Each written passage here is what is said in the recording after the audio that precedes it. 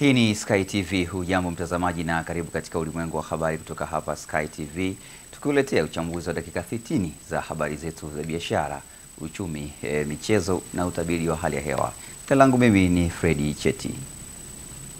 Waziri Mkuu Kassim Majaliwa amesema serikali ya awamu ya 6 inawaamini na inathamini mchango wa viongozi wa dini na madhehebu yote nchini. Mindi Joseph ana taarifa kamili. Amesema serikali itaendelea kuimarisha ushirikiano kati yake na viongozi hao ili kujenga amani, mshikamano na ustawi wa jamii ya Watanzania. Amesema hayo leo Jumamosi Juni 7, 2025 alipokuwa mgeni rasmi katika sala na baraza la Eid al-Adha iliyofanyika katika msikiti wa Mohamed wa 5 Kinondoni. Amesema viongozi wa dini wanao nafasi kubwa ya kuwajengea waumini wao kuwa na staha, ustaarabu, uvumilivu na kutambua kuwa wao ni miongoni mwa wanajamii na kushiriki katika shughuli za kimaendeleo. Amesema ni vyema kuwa na uwezo wa kukemea vitendo vyovyote ambavyo vinaashiria na kutishia amani ya nchi. Sisi tunaamini dini zina ujenzi wa muumini kiimani, na tunapofanya kazi ya kujenga watu wetu kiimani, basi tuwaingizie imani yenye maslahi kwa taifa. Tusiwajengee imani ambayo inakwenda kulibomoa taifa hili. Kulibomoa taifa, tunaanza kuibomoa jamii ambayo inakuzunguka. Dini hazina nafasi ya kubomoa jamii inayozunguka.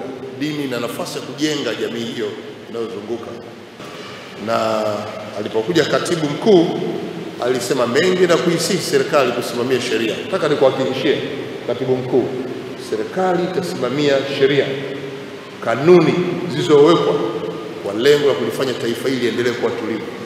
Pamoja na mapito haya, nataka tuhakikishie kama ambavyo Tume Huru ya Uchaguzi ilivyosema kwamba uchaguzi utakuwa huru na wa haki, si serikali kama wadau, jukumu letu kuchukua kauli hiyo na kuhakikishia kwamba uchaguzi utakuwa wa huru, haki na utafanyika katika amani ya hali. Kwa upande wake, kaimu mufti wa Tanzania Sheikh Ali Hamisi Ngeruko ametoa wito kwa Tanzania kuwa makini wakati wa uchaguzi, wachague viongozi wenye weledi kwa kuwapima namna wanavyowasilisha sera zao. Na tunapoelekea kwenye uchaguzi, tuwachague watu ambao afya zao za akili ziko kiwango cha juu, kiwango kinachoridhisha. Lazima tutawakabidhi watu uongozi ambao afya zao za akili ziko chini. Itakuwa ni hatari zaidi wakati huu. Na chekeche kilio kipimo cha kupima afya duni ya akili ya mtu ni uwasilishaji wa sera yake pale anapoomba. Katika hatua nyingine, katibu mkuu wa Baraza la Waislamu Tanzania BAKWATA Alhaji Nuru Mnuma amesema baraza hilo linawahimiza Watanzania kuendelea kuilinda amani iliyopo nchini na kutoa nafasi kwa shughuli za kimaendeleo kufanyika. Sisi viongozi wa dini tunaendelea kuombea sana nchi yetu. Tunaendelea sana kuombea nchi yetu ili zoezi hili liende kwa salama na amani.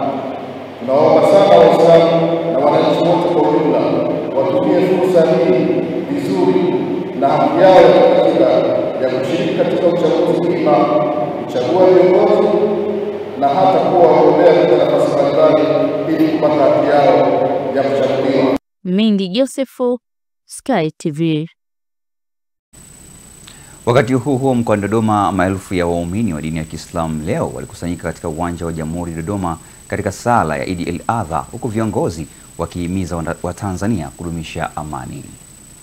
Abubakar Zubeir Bwana, yeye amesisitiza amani na sisi tunataka kutekeleza jambo hilo. Sisi sote tutekeleze jambo hiyo kwa nguvu zaidi, kwa sababu tunaenda katika uchaguzi, na siku ya uchaguzi sio ya fujo. Lakini tunawahimiza Waislamu na watu wote wa Tanzania kwamba tujitahidi kuichunga amani tulionayo. Hii ni neema ambayo Allah ametupa. Baadhi ya nchi hawana neema hii. Kwa hivyo Mwenyezi Mungu atujalie tuilinde amani tulionayo, na Mwenyezi Mungu atupitishe katika kipindi hiki cha uchaguzi tukiwa na amani ya kutosha na utulivu, ili neema yetu ya amani iendelee kudumu. Mwenyezi Mungu inshallah tujalie kheri na amani.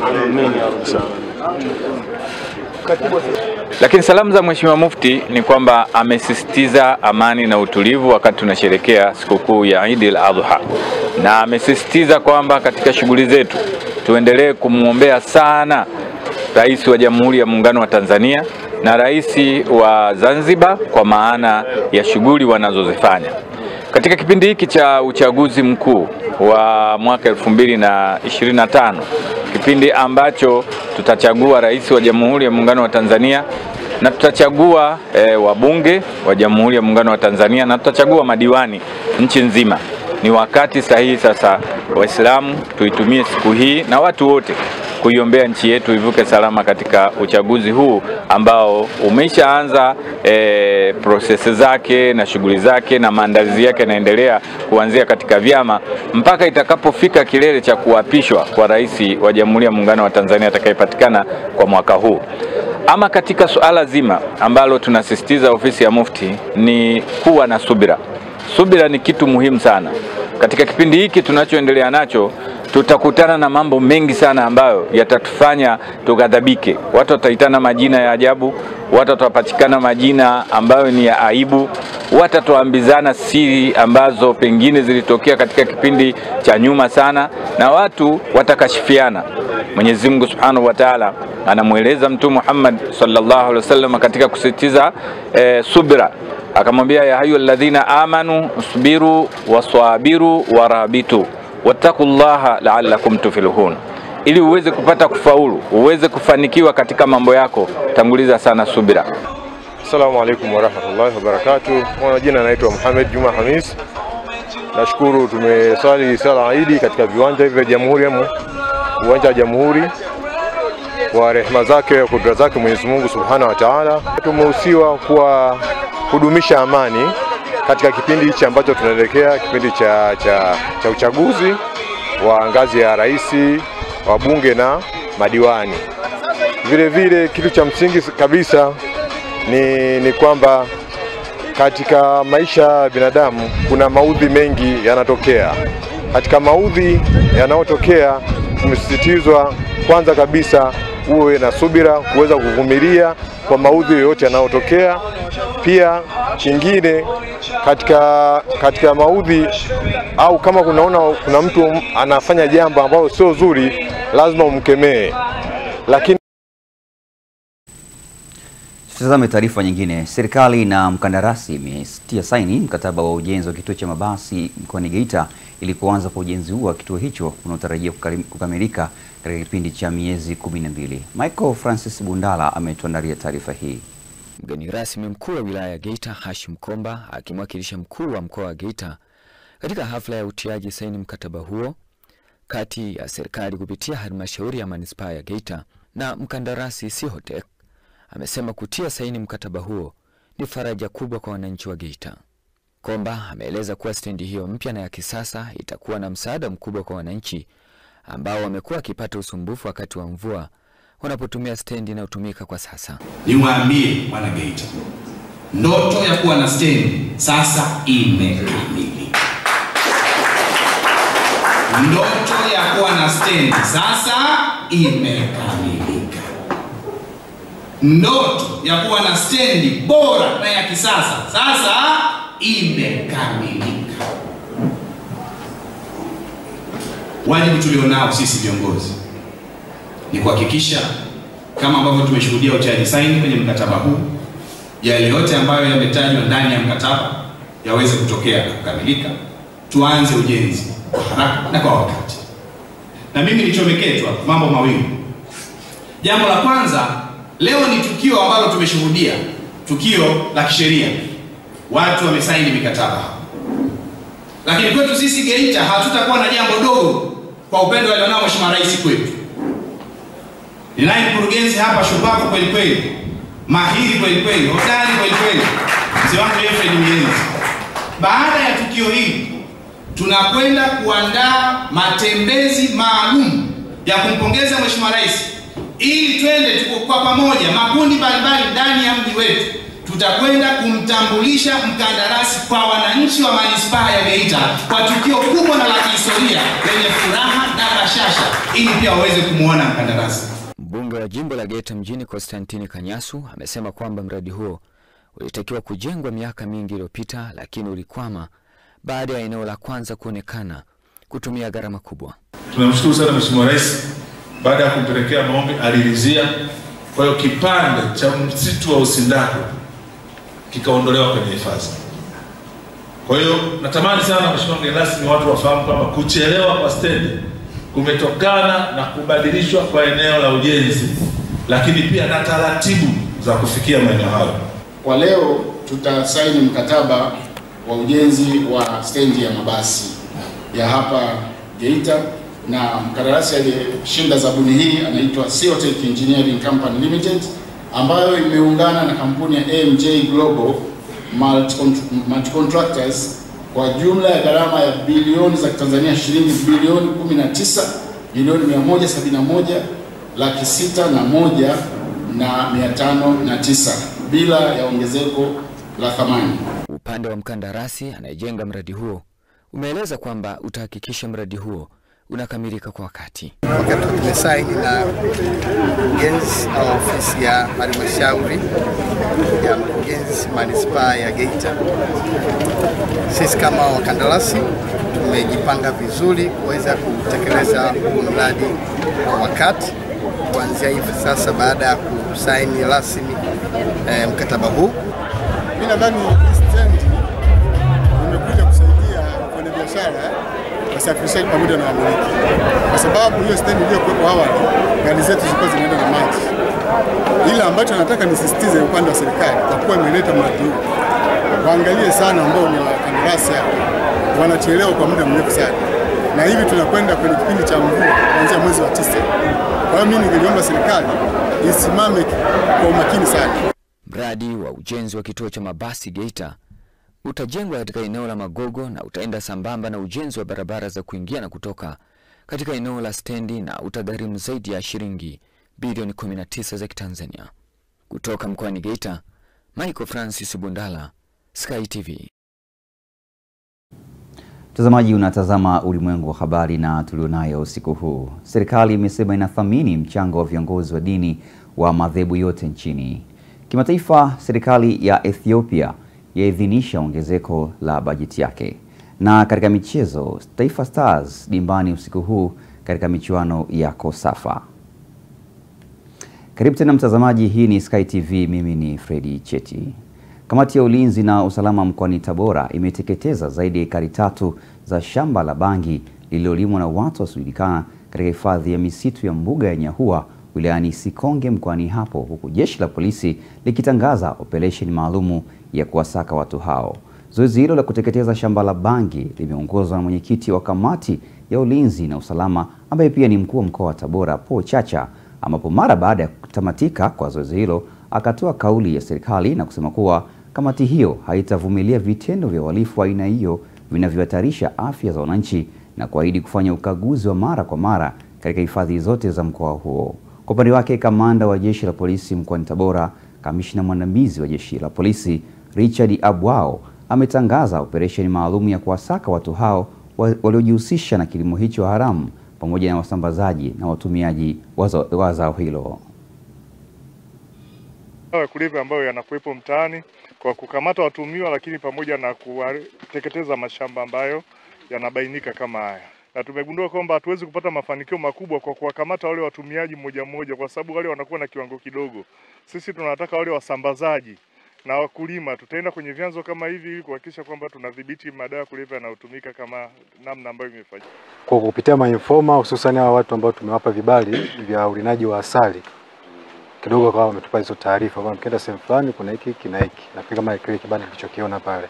Kwa hapo ni wadau pia ambao tunawaruhusu kutundika mizinga yao kwa ajili ya shughuli kama hizo. Kwa tukateke trouble kufika ile eneo tukakagua, lakini pia tukawa tunazidi kufuatilia kumfahamu mhusika ili tuweza kupata ushirikiano moja kwa moja kumjua mmiliki ni nani. Kwa sababu watu wa asali wao huwa wakai kwa muda wote. Kwa mfano sasa hivi mwezi wa 6 ndio msimu wa kulina. Kwa amekuja kukutana na kitu kama hicho ndio akawa ametupa hiyo taarifa. Kwa makadirio hapa ni zaidi ya ekari 3 ile eneo ambayo ni bangi. Kwa hapa ndio imekoma. Kwa mujibu wa wataalamu wa asili wanasema hapa sasa nakaribia kutolewa. Askari wetu wa TFS wapo kwenye doria zao za kila siku za kuhakikisha kwamba msitu huu hauvamiwi wala hauharibiwi. Lakini wakagundua kuna shamba kubwa la bangi ndani. Ndio maana tumefika hapa leo asubuhi hii mapema kabisa kuhakikisha kwanza tunateketeza shamba lote na bangi yote tunaiteketeza, lakini tuendelee kutoa onyo. Wananchi wanajishughulisha na vilimo halali kabisa. Wanalima tumbaku, wanapata hela zao nyingi. Wanalima mpunga, wanalima mahindi, wanalima viazi, miogo. Mazao mengi mbalimbali wanajipatia kipato cha halali kabisa. Lakini kuliko kufanya vitu hivi haramu ambavyo serikali haitaki na jamii haitaki, na nyinyi ni mashahidi, mnaona vijana ambavyo wanachanganyikiwa, wanakuwa matahila huko mjini kwa kuvuta bangi. Sasa huyu amelima bangi, sisi tumekuja hapa tumeiteketeza yote. Na tunaendelea kumsaka, hatujui ni nani, lakini naamini vyombo vyetu vipo kazini kama vilivyogundua hapa. Naamini tutampata na tutamfikisha kwenye vyombo. Tunazuia jambo hili. Na mtu yeyote anayejihusisha na kilimo cha bangi aache. Nimesema nyinyi ni mashahidi. Bangi zinauzwa mitaani huko, ukitembea unaona watu wanavuta bangi. Hasa unashindwa kujua wanazitoa wapi, wanalima wapi, lakini vyombo kwa sababu kila siku vipo kazini kwa kazi zao, wamegundua mashamba kama haya. Naamini yapo mengine. Tutaendelea kutafuta na kugundua, tutateketeza, lakini tunatoa onyo. Watu wasijihusishe na kilimo cha bangi. Na wala wasijihusishe na uvutaji wa bangi, na uuzaji wa bangi. Hata anayeuza, sio kwamba tu anayelima tu, hata anayeuza. Hatutaki habari hii. Na mtazamaji, tuangazie taarifa nyingine. Mfumo wa IMIS umetajwa kuwa na umuhimu mkubwa katika utunzaji wa taarifa zihusuzo maendeleo ya jamii. Hayo yamebainishwa na afisa maendeleo ya jamii ofisi ya Rais TAMISEMI ndugu Jeremiah Mwambange baada ya mafunzo ambayo yamekamilika katika ukumbi wa mikutano ofisi ya mkuu wa mkoa wa Dodoma, jengo la Mkapa. Ninaitwa Jeremiah Mwambange, ni afisa maendeleo ya jamii kutoka ofisi ya Rais TAMISEMI, ambapo nafanya kazi katika idara ya usimamizi wa utekelezaji wa shughuli za maendeleo ya jamii katika mikoa na halmashauri.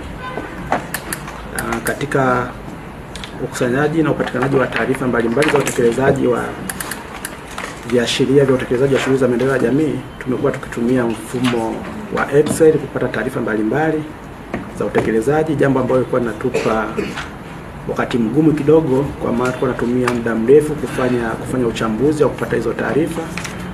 Lakini pia tulikuwa tunapata taarifa ambazo muda mwingine zinatofautiana, kwamba mtu anaripoti taarifa ya robo ya kwanza, baada ya muda taarifa inayokuja inakuwa tofauti.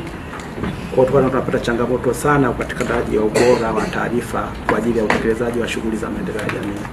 Hivyo ofisi ya Rais TAMISEMI ikaona ni vizuri iweze kutumia mfumo wa IMIS ili tuweze kukusanya taarifa mbalimbali na kuzingiza kwenye mfumo, ambapo itasaidia kucontrol matatizo au changamoto mbalimbali za ujirudiaji wa taarifa, pamoja na ucheleweshaji wa upatikanaji wa taarifa kutoka kwenye ngazi ya kata, ngazi ya halmashauri na ngazi ya mkoa, hatimaye kwa watumiaji mbalimbali.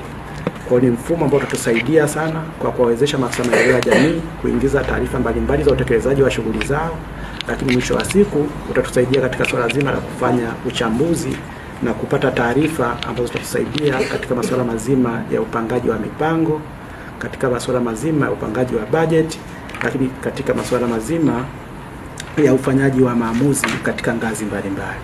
Kwa hiyo Ni rai yangu kwa maafisa maendeleo ya jamii waweze kufahamu mfumo vizuri, kwa sababu utakuwa ndio suluhu ya changamoto mbalimbali za upatikanaji wa taarifa ya sekta ya maendeleo ya jamii katika utekelezaji wa shughuli zao mbalimbali. Viongozi na wananchi katika kata ya Murieti jijini Arusha wamesema programu ya TAKUKURU Rafiki imekuwa na msaada katika kutatua changamoto mbalimbali ambazo zimekuwa zikiwakabili katika maeneo yao, ikiwemo kero za barabara, maji na umeme. Amina Ngahewa kutoka Arusha ana taarifa kamili. Wananchi hao wamesema hayo wakati wa kikao cha mrejesho wa programu ya TAKUKURU Rafiki katika kata ya Murieti kilichoandaliwa na taasisi ya kuzuia na kupambana na rushwa TAKUKURU na kuwakutanisha viongozi na wananchi katika maeneo mbalimbali ya mkoa huo ili kujadili mambo ambayo tayari yameshafanywa kazi baada ya kikao kilichopita. Karibu wananchi na wale wanaotoa huduma. Kwa kuwa watoaji huduma mara nyingi wanakuwa ni wababaishi.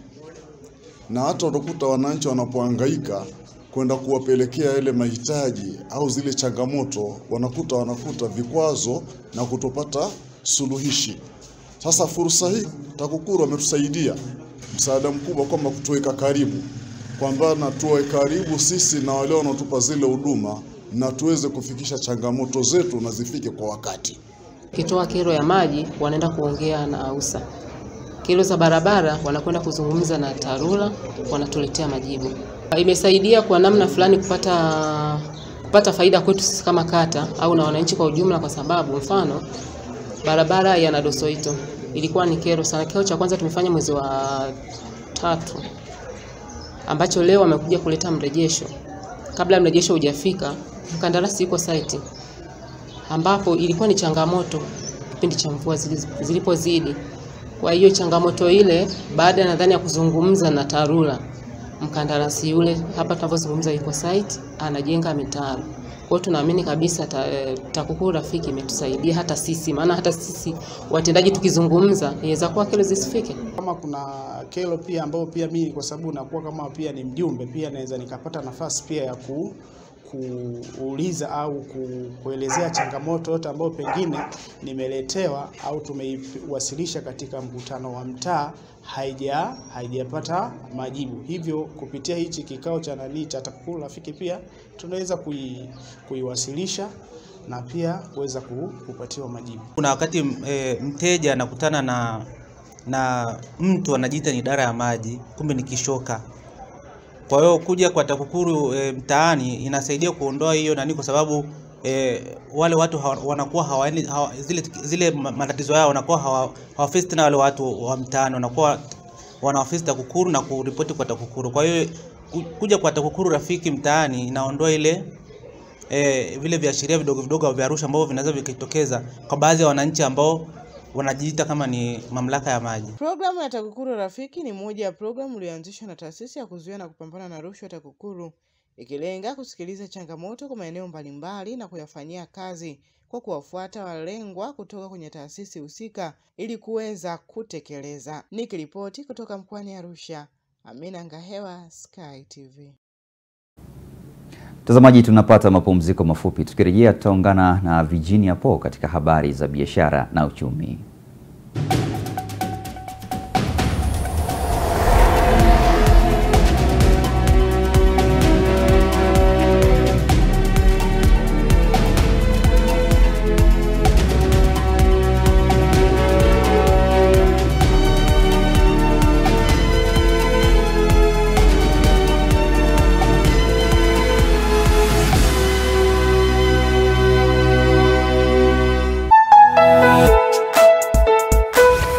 Sky TV.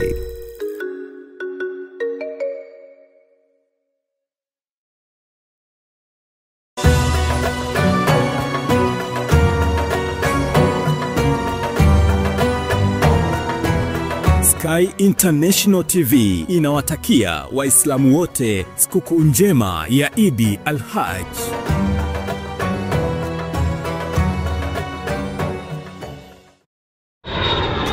Jambo Entebbe, Jambo Zanzibar. Air Tanzania inakuletea ruti mpya, yani Dar es Salaam moja kwa moja mpaka Entebbe, halafu Entebbe shwa mpaka Zanzibar, visiwa vya karafuu. Safari moja amazing, bei ni bomba kabisa. Dar to Entebbe ni kuanzia USD 159 tu. Entebbe to Zanzibar ni kuanzia USD 155 tu. Safiri kwa Rwanda uhakika kila Jumatatu, Ijumaa na Jumapili. Usikubali hadithi. Pakua Air Tanzania app au tembelea www.airtanzania.co.tz na ukate tiketi yako leo. Kwa mawasiliano zaidi piga +255 748 77 3900. Air Tanzania, the wings of Kilimanjaro.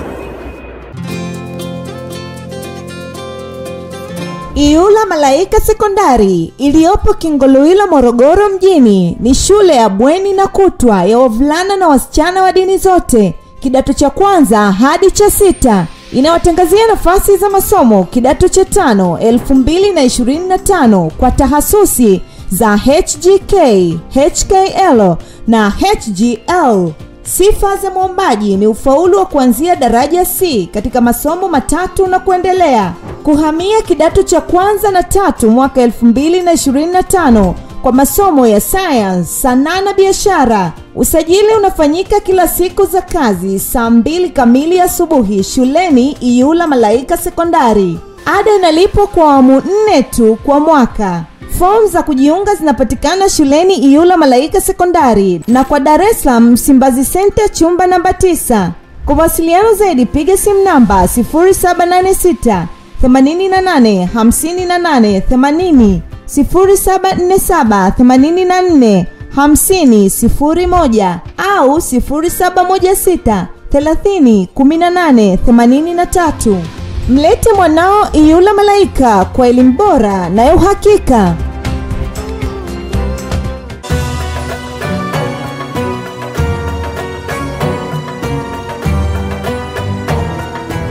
Sky International TV inawatakia Waislamu wote sikukuu njema ya Idi al-Hajj.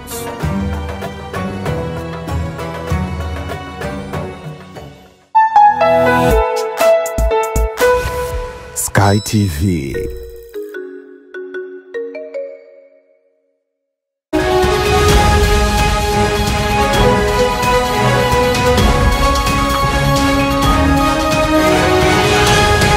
Biashara na uchumi. Akifunga mafunzo ya awali kwa waajiriwa wapya 1896 wa TRA katika viwanja vya Gofu Lugalo jijini Dar es Salaam, Kamishna Mkuu Mwenda amesema ni matarajio ya Rais wa Jamhuri ya Muungano wa Tanzania Mheshimiwa Samia Suluhu Hassan kuwa idadi hiyo kubwa ya waajiriwa wapya itakwenda kuleta mapinduzi TRA kwa kuongeza idadi ya walipa kodi na makusanyo kwa ujumla. Ulikuwa ni mchakato mrefu ambao una interest za watu wengi, lakini hata mimi nilikuwa na interest nipate watu wazuri, na hatimaye leo tumefikia hii hatua. Kwa hiyo ninayo furaha kuwakaribisha kwenye familia ya TRA. Karibuni sana katika familia ya TRA. Hamtabaki kama tax management officers au custom officers. Ni self application yako, commitment yako ya kazi, discipline itakufanya uwe tofauti na mwingine. Amesema Mheshimiwa Rais Samia aliamua kuongeza idadi ya waajiriwa wapya 300 na kufikia idadi ya sasa 1896 ili kuwezesha TRA kuendelea kufanya vizuri katika kukusanya kodi na kuonya kuwa wasije wakajiingiza kwenye vitendo vya uvunjifu wa maadili na kuharibu taswira nzuri ya TRA iliyojengwa kwa muda mrefu. Kwenye risala mmezungumza kwamba mmepokewa vizuri, customer care imekuwa nzuri, hamkutarajia kuwa treated the way you were treated. Sasa that is our culture. Nyie msije kuiharibu. You have to uphold this culture. Kama ambavyo nyie mmekuwa treated, na nyie mwa treat taxpayers na watu wengine the way mlivyokuwa treated. kazini ili waendelee na majukumu yao, la sivyo nafasi zao zitatajwa na watumishi wengine kutoka kwenye kanzi data ya TRA. Mimi ni Virginia Paul, Sky TV.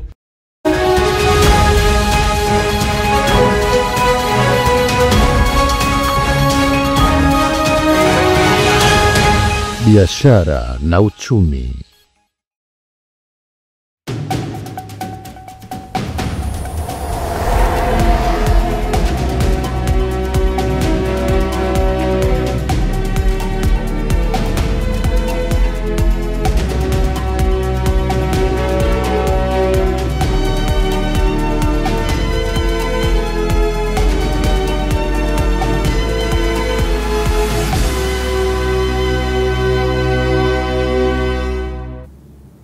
Na mtazamaji, kama ndio kwanza unaungana nami, unatazama Ulimwengu wa Habari kutoka hapa Sky TV, na sasa tunaungana na Pius Jayunga katika mkusanyiko wa habari za kimataifa, ambapo huko kubwa zaidi ni serikali ya Ethiopia yaidhinisha ongezeko la bajeti yake.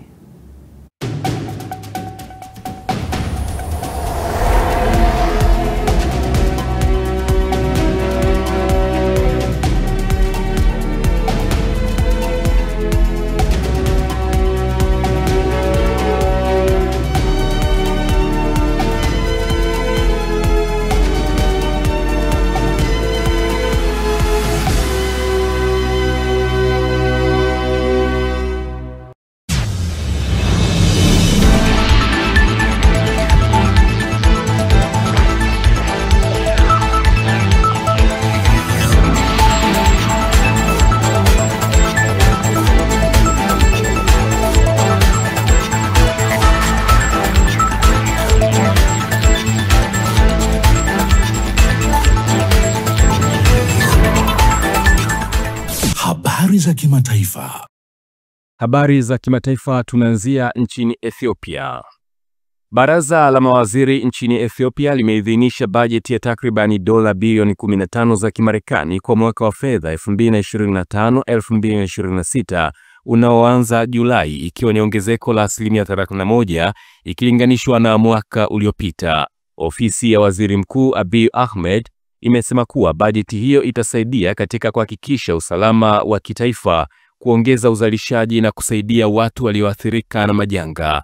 Taifa hilo la Afrika Magharibi, ambalo lilisaini makubaliano ya miaka 4 na shirika la fedha ulimwenguni IMF, liko katikati ya mageuzi makubwa ya kiuchumi, yakiwamo kulegeza thamani ya sarafu ya birr na juhudi za kurekebisha madeni yake. Wiki iliyopita Ethiopia na IMF walifikia makubaliano ya awali ya mkopo wa dola bilioni 3.4 kutoka kwa shirika hilo la fedha.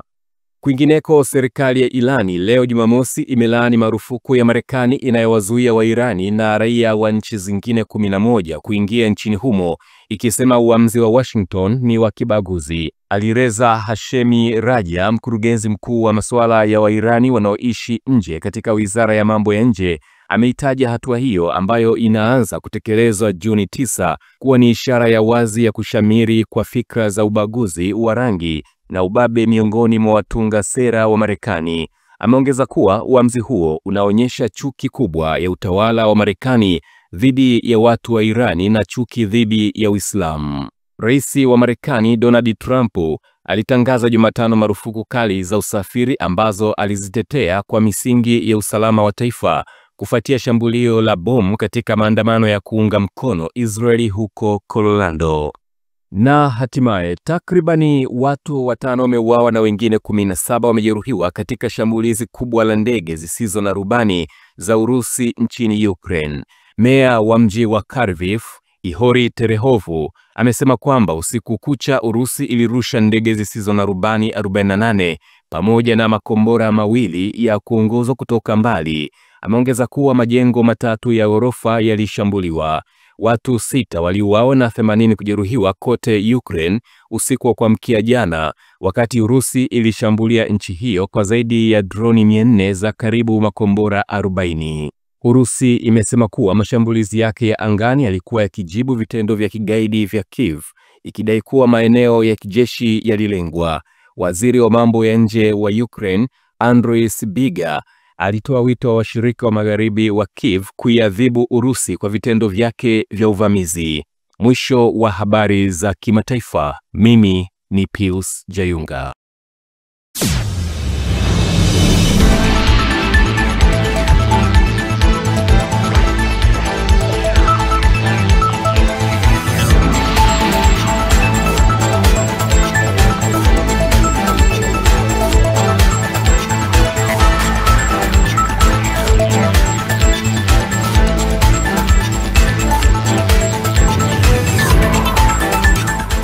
Habari za kimataifa. Sky TV.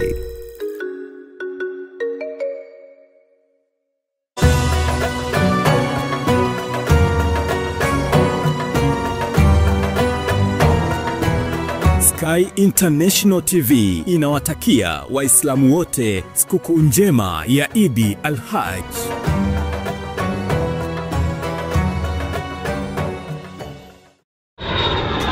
Jambo Entebbe, jambo Zanzibar. Air Tanzania inakuletea ruti mpya, yani Dar es Salaam moja kwa moja mpaka Entebbe, halafu Entebbe shwa mpaka Zanzibar, visiwa vya karafuu. Safari moja amazing, bei ni bomba kabisa. Dar to Entebbe ni kuanzia USD 159 tu. Entebbe to Zanzibar ni kuanzia USD 155 tu. Safiri kwa Rwanda uhakika kila Jumatatu, Ijumaa na Jumapili. Usikubali hadithi. Pakua Air Tanzania app au tembelea www.airtanzania.co.tz na ukate tiketi yako leo. Kwa mawasiliano zaidi piga +255 748 77 3900. Air Tanzania, the wings of Kilimanjaro.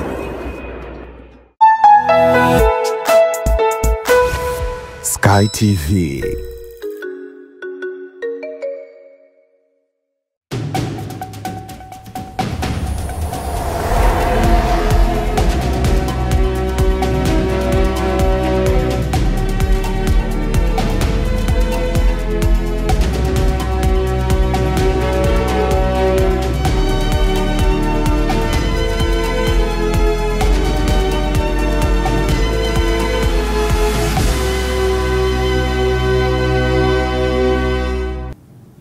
Na mtazamaji, kumbuka unatazama Ulimwengu wa Habari, na punde tu hapo tumetoka kusikiza kutazama habari za kimataifa na mwenzetu Pius Jayunga. Kwa sasa ni wasaa wa habari za michezo. Punde tunaungana na mwanamichezo wetu wa siku ya leo, Lai Saidi, kutujuza leo kunani katika michezo na burudani.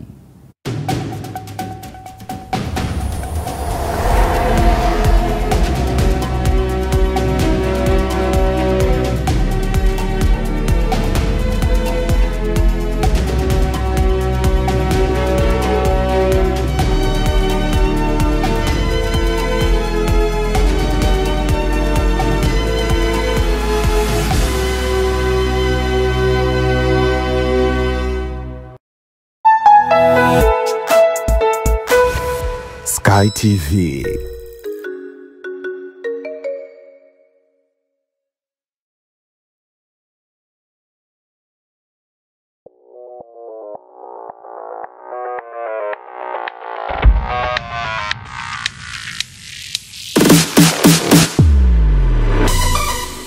Habari za michezo na burudani.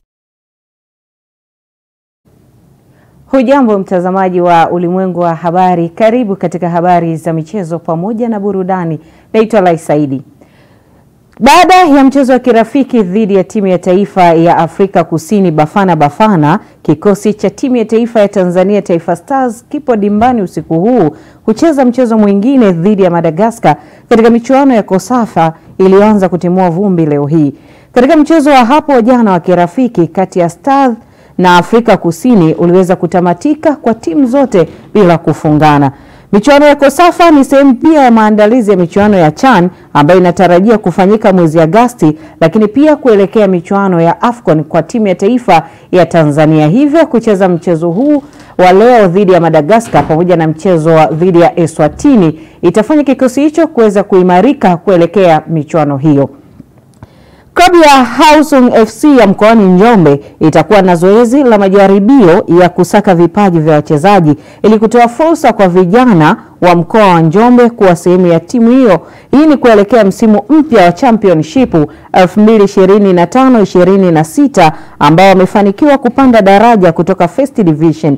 Zoezi hilo litafanyika uwanja wa Amani ambapo upo mji wa Makambako kuanzia Juni 13 hadi 14 mwaka huu kuanzia majira ya saa 2 asubuhi mpaka saa 11 jioni. Umri unaolengwa zaidi ni vijana chini ya miaka 22 ambapo uongozi wa klabu hiyo umesema kuwa mchezaji anapaswa kufika na nakala halisi ya cheti cha kuzaliwa, vifaa vya michezo na awe na uwezo wa kumudu gharama na malazi pamoja na chakula kwa siku hizo za majaribio.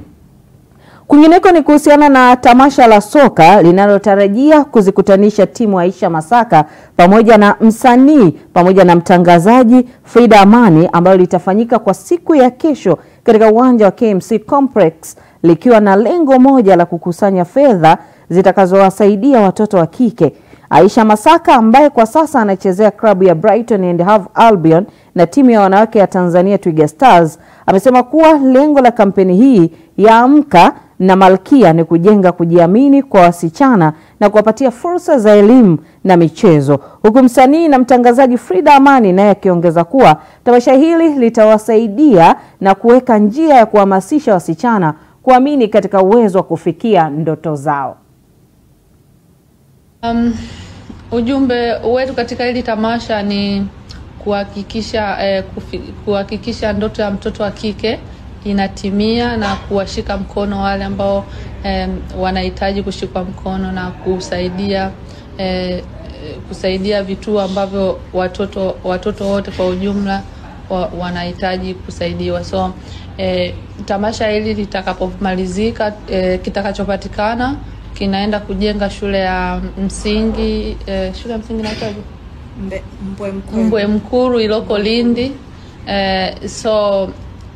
Tunajitahidi kufanya hili tamasha ili kuhakikisha tunarejesha katika jamii na kuwasaidia wenye uhitaji. Wachezaji wangu ni kama Najat Abbas, goalkeeper wa timu ya taifa ya Tanzania. Ugopi?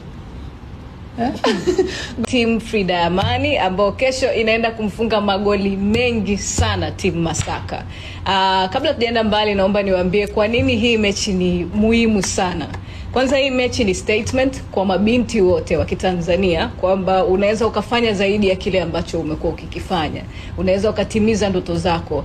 Ni mechi ambayo inachezwa na mabinti wawili ambao wako kwenye ndoto zao na wanazifanya, japokuwa kuna ugumu mwingi sana tunaelewa kwenye ndoto kama hizi. Nazungumza kuanzia kwenye rap, sio kitu kirahisi kumuona binti anakifanya na kwenye level ambayo naifanya, lakini pia nazungumza kwenye football, sio rahisi kuona binti kama Aisha Masaka akifanya na anafanya kwa ukubwa ambao anafanya. Kimataifa, nahodha wa timu ya taifa ya Ureno na klabu ya Al Nassr ya nchini Saudi Arabia, Cristiano Ronaldo ametangaza kuwa hatashiriki michuano ya Kombe la Dunia ngazi ya vilabu ambayo inatarajia kuanza mwezi Juni nchini Marekani. Nyota huyo mwenye umri wa miaka 40 amefunguka hayo baada ya kuibuka tetesi nyingi zikimhusisha kujiunga na timu zinazoshiriki michuano hiyo ili apate nafasi ya kucheza. Cristiano Ronaldo alitajwa kujiunga na timu nyingine ambazo zipo kwenye michuano hiyo, zikiwemo timu kutoka bara la Afrika kama Wydad Casablanca ambayo ni miongoni mwa timu zinazowakilisha bara hilo huko nchini Amerika kuanzia Juni 15 hadi Julai 13 mwaka huu.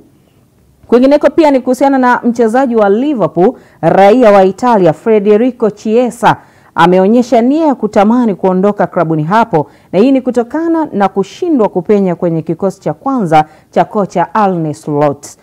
Chiesa aliyejiunga na Liverpool mwezi Agosti mwaka 2024 akitokea Juventus amefanikiwa kucheza mechi 6 pekee kwenye ligi kuu ya Uingereza msimu huu. Nyota huyo anatajwa kurejea ligi kuu ya Italia kwenye timu ambayo atapata nafasi ya kuonyesha kipaji chake licha ya kuwa bado ana mkataba wa kusalia kwa mabingwa wa Uingereza hadi Juni mwaka 2028. Taarifa hiyo inatufikisha tamati za habari za michezo. Naitwa Lai Saidi, kwake Fredi Cheti aweze kutamatisha ulimwengu wa habari usiku huu.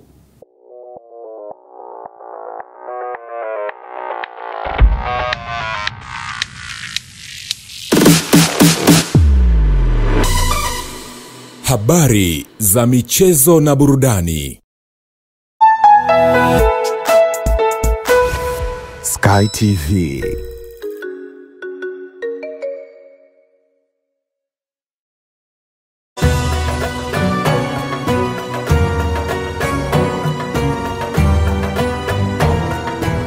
Sky International TV inawatakia Waislamu wote sikukuu njema ya Idi al-Hajj.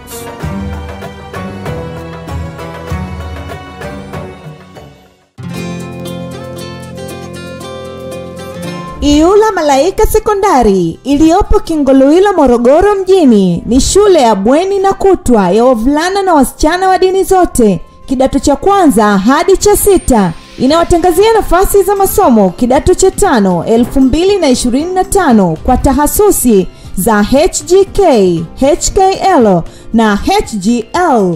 Sifa za mwombaji ni ufaulu wa kuanzia daraja C katika masomo matatu na kuendelea. Kuhamia kidato cha kwanza na 3 mwaka 2025 kwa masomo ya science, sanaa na biashara. Usajili unafanyika kila siku za kazi saa 2 kamili asubuhi shuleni Iyula Malaika Sekondari. Ada inalipwa kwa awamu 4 tu kwa mwaka. Form za kujiunga zinapatikana shuleni Iyula Malaika Sekondari na kwa Dar es Salaam Msimbazi Center chumba namba 9. Kwa mawasiliano zaidi piga simu namba 0786 88 58 80, 0747 84 50 01 au 0716 30 18 83. Mlete mwanao Iyula Malaika kwa elimu bora na ya uhakika.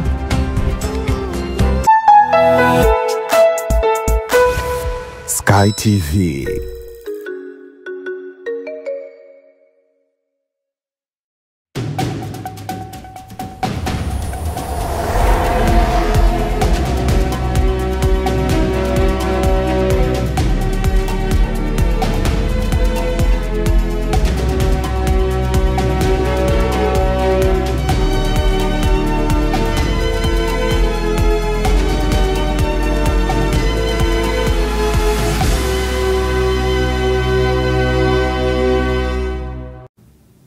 Na mtazamaji, na kabla ya kuhitimisha ulimwengu wa habari kwa siku ya leo, tukatazame utabiri wa hali ya hewa kwa saa 24 zijazo kutoka kwa mamlaka ya hali ya hewa nchini TMA.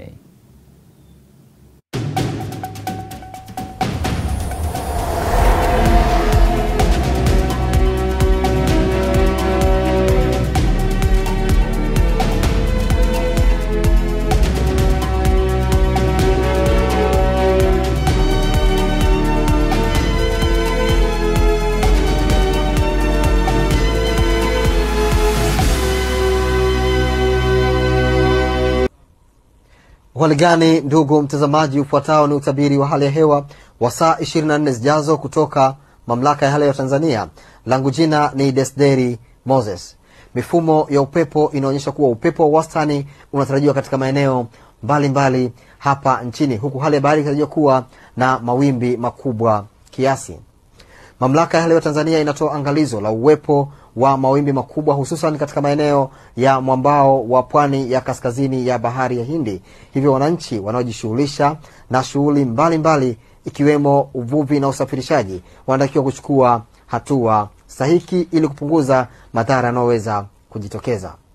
Hali ya baridi bado inatarajiwa kuendelea kushamiri katika maeneo mbalimbali hapa nchini, huku kiwango cha chini zaidi cha joto kitarajiwa kwa nyuzi joto 9 katika mkoa wa Njombe. Na kwa usiku wa leo matarajio yetu kuwa maeneo mengi ya nchi yakitarajiwa kuwa na hali ya mawingu kiasi na makavu kwa ujumla, isipokuwa maeneo ya mkoa wa Tanga, visiwa vya Unguja na Pemba, mkoa wa Dar es Salaam pamoja na mkoa wa Pwani kijumuisha visiwa vya Mafia. Maeneo haya yanatarajiwa kuwa na hali ya mawingu kiasi, mvua katika maeneo machache. Na hapo kesho mkoa wa Kagera pamoja na mkoa wa Mara yanatarajiwa kuwa na hali ya mawingu kiasi, mvua inayoambatana na ngurumo za radi katika maeneo machache na vipindi vya jua. Maeneo ya pwani ya kaskazini ya bahari ya Hindi isipokuwa mkoa wa Morogoro tunajua kuwa na hali ya mawingu kiasi na mvua katika maeneo machache na vipindi vya jua. Mkoa wa Arusha, Manyara, kaskazini mwa mkoa wa Morogoro, halikadhalika na maeneo yanayopatikana katika pwani ya kusini ya bahari ya Hindi tunajua kuwa na hali ya mawingu kiasi na mvua nyepesi katika maeneo machache na vipindi vya jua. Na maeneo mengine ya nchi yaliyosalia tunajua kuwa na hali ya mawingu kiasi na vipindi vya jua. Na sasa karibu tuangazie utabiri wa hali ya hewa wa siku 4 zijazo kwa baadhi ya maeneo hapa nchini. Hali ya mvua inatarajiwa katika mkoa wa Dar es Salaam katika siku 4 zinazokuja, wakati katika mkoa wa Dodoma vipindi vya jua vinatarajiwa kuendelea kushamiri katika siku 4 zijazo. Hali kadhalika katika mkoa wa Mwanza hali hii bado inaendelea kuonekana. Mkoa wa Kilimanjaro vipindi vya jua katika siku 4 zinazokuja. Mkoa wa Mbeya napo hali ya ukavu inaendelea kushamiri katika siku 4 zinazokuja. Hali hii inaonekana pia katika mkoa wa Morogoro ambapo vipindi vya ukavu vinatarajiwa kuendelea kuonekana, hasa pia katika mkoa wa Arusha. Kutoka mamlaka ya hali ya Tanzania tuna la ziada hadi wakati mwingine. Asanteni.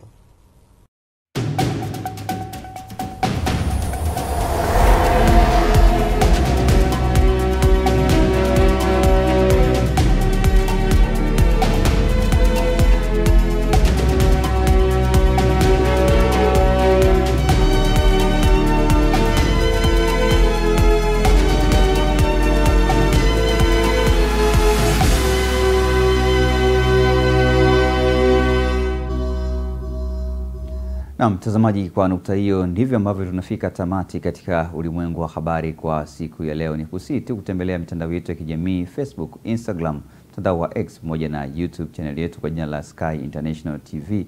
Huko utapata habari zetu mbalimbali. Kwa niaba ya timu nzima ambayo imeshiriki kuandaa ulimwengu wa habari kwa siku ya leo, Freddy Cheti ndio jina langu, nikutakie wakati mwema.